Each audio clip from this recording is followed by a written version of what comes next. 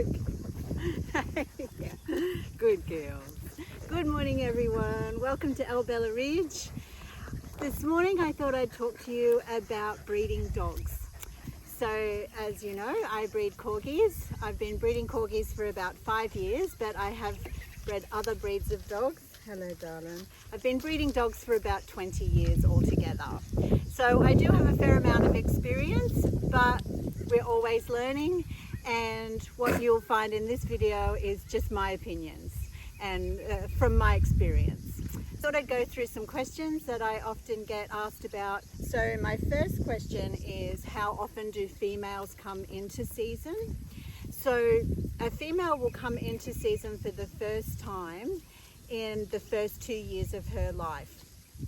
So it can be any time up to around about 2. More often it's around about 1 for Corgis that they'll come into season, but any time for Corgis around about 9 months onward.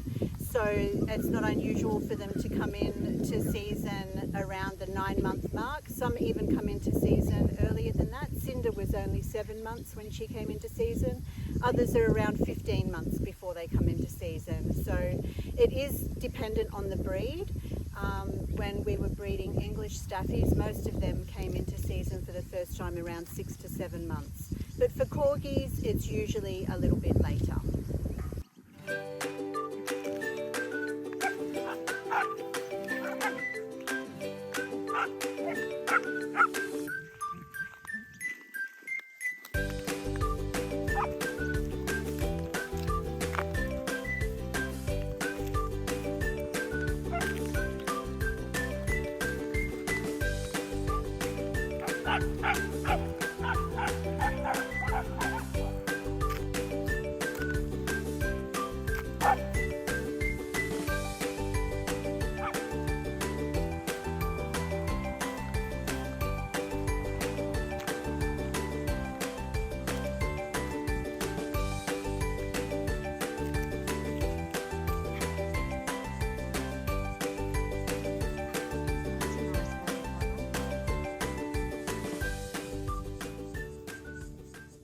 Okay, next question. How do you know that your female dog is ready to be mated once she's in season? So when your dog comes into season, they start to bleed. The other signs are that their vulva will swell up as well, but they only have a very short window of a few days where they are actually fertile. This is Harriet. So how do you know when your dog is going to be fertile? What we do is we go to the vets, we get a blood test taken, and that looks at the hormone level in your dog of progesterone. So when the progesterone is at a certain level, it will tell us when she is about to ovulate, when she has ovulated, and that is when she is fertile for the next few days. A window of about 3 days where they can get pregnant. So once she has mated, another question is, how do you know if that's been successful? Again, this involves a trip to the vet to make sure. We go at the 4-week mark. You're right there. We go at 4 weeks and we have a pregnancy ultrasound done. And I'll insert some clips. I'll insert some clips showing you when we did this with, we have Hazel and Ariel pregnant at the moment, and it shows up on the ultrasound. It shows the little circle and you can see the little blob in the middle, and that's your puppy. Some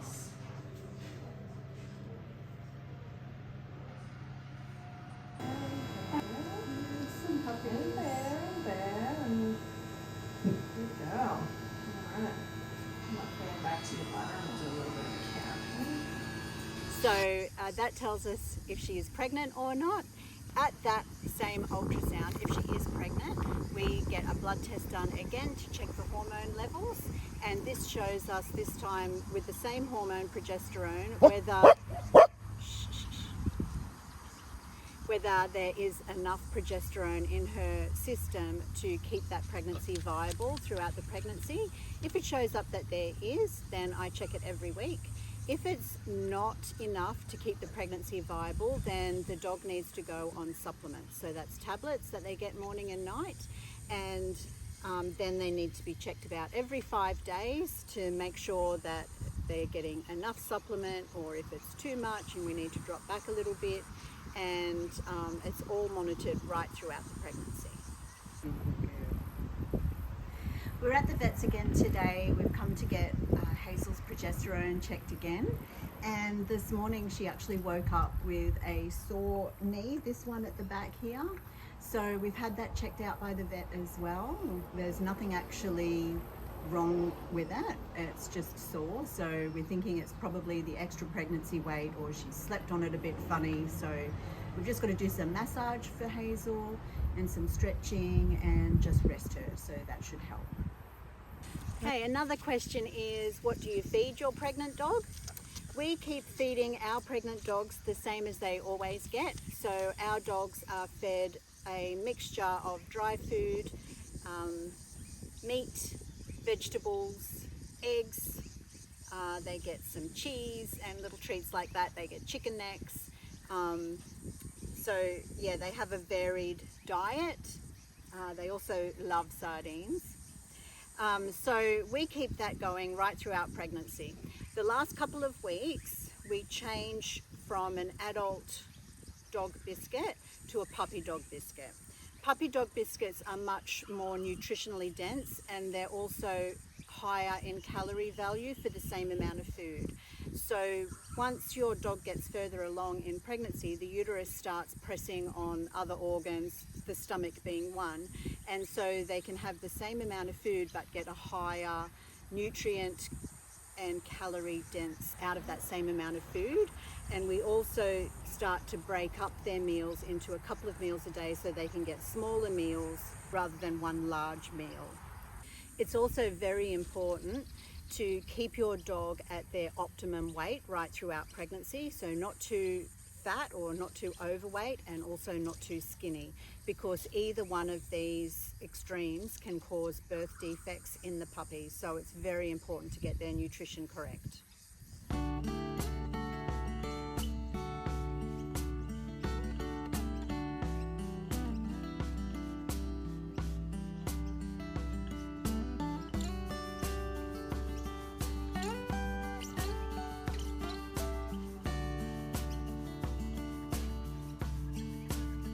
Good boy, Stormy.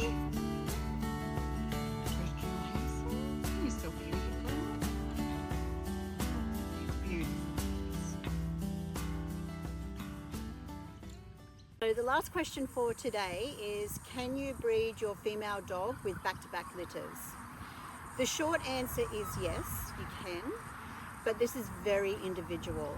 So if your dog has perhaps had a small litter for the first litter, if they've kept their weight really well right throughout their pregnancy, giving birth and feeding the puppies and weaning the puppies, if their weight has been really good all through that and they've maintained their weight easily, then perhaps you could do back-to-back litters. Now we choose not to. We like to give the female dogs more time to rest and recover and recuperate. So yes, technically you can, but no, we choose not to. Whether they have handled the pregnancy really well or not, we always give them at least one season off, if not 2 or 3.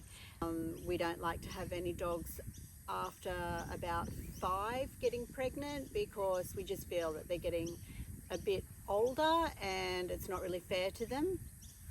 Also, as they age, they can be at a higher risk of complications as well.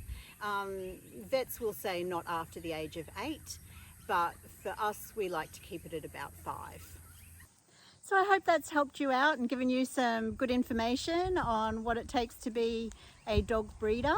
There's a lot of vet trips with Corgis, a lot of blood tests for the poor girls, but yeah, we do look after them so well. They are first and foremost our family members, as you will have seen.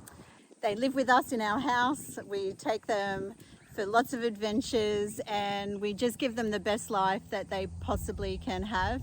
They give so much to us. that it's just right that we look after them so well. We love them so much.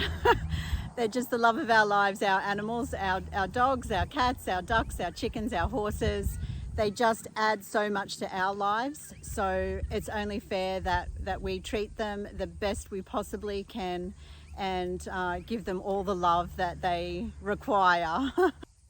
So in the coming months, we'll have two girls here, Hazel and Ariel. They are mother and daughter as well, so that's super cute. Have lots of lovely puppies here, so we'll keep you up to date with that. If you've got any other questions, we will be going through some more questions about birthing puppies and their first few weeks of life, how we look after the puppies, how we look after the mums. But if you've got any questions about that, just leave them below in the comments and we'll get to your questions as well.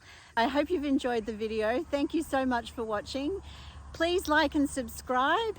That will keep you up to date on everything we do here at Albella Ridge, and I'll see you next time. Mwah! Bye.